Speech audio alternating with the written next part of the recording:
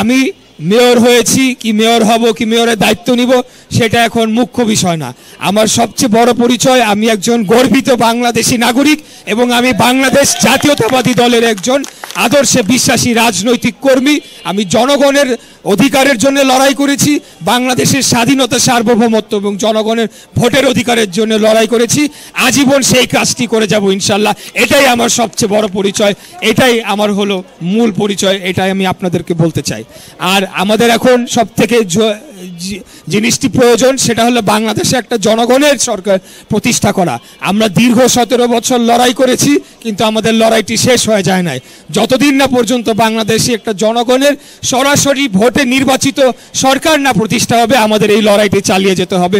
এবং আমার বিশ্বাস আগামী দিনে বাংলাদেশে সবচেয়ে বড় যে প্রয়োজন সেটা হচ্ছে আমাদের নেতা দেশনায়ক জনাব তারেক রহমানকে বাংলাদেশকে আগামী বাংলাদেশ বিনির্মাণের জন্য, নতুন বাংলাদেশ বিনির্মাণের জন্য, গণতান্ত্রিক বাংলাদেশ বিনির্মাণের জন্য এবং আমাদের যে ভূ রাজনৈতিক যে বিভিন্ন জটিলতা রয়েছে সেই জটিলতার মধ্যেও বাংলাদেশকে এগিয়ে নিয়ে এই দক্ষিণ পূর্ব এশিয়ার একটা অন্যতম শক্তিশালী দেশ হিসেবে গড়ে তোলার জন্য ওনার নেতৃত্ব অত্যন্ত প্রয়োজন।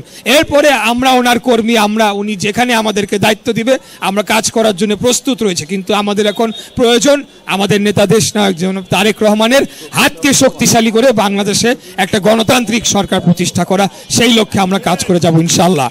আর বক্তব্য দীর্ঘায়িত না করে আবারও আমি এই মাঠটি যারা উদ্বোধন করেছেন, মাঠটি নির্মাণ করেছেন, সবাইকে ধন্যবাদ জানাচ্ছি। আজকে বাংলাদেশের জাতীয় দলের যে খেলোয়াড়রা উপস্থিত হয়েছেন তাদেরকে আমার অন্তরস্থল থেকে এবং আমার দলের পক্ষ থেকে এবং আমার ঢাকাবাসীর পক্ষ থেকে শুভেচ্ছা এবং ধন্যবাদ এবং কৃতজ্ঞতা জানাচ্ছি। দীর্ঘ সময় ধরে আপনারা আমাদের বক্তব্য শুনছেন এবং আজকে এই খেলার মাঠের উদ্বোধনী অনুষ্ঠানে আপনারা উপস্থিত হয়ে এই অনুষ্ঠানকে আরো গৌরবান্বিত করেছেন, সেটার জন্য আমি জাতীয় দলের খেলোয়াড়দেরকে আবারও ধন্যবাদ জানাচ্ছি। তাদের জন্য একটা করতালি হয়ে যাক আমাদের জাতীয় দলের যারা খেলোয়াড় রয়েছেন।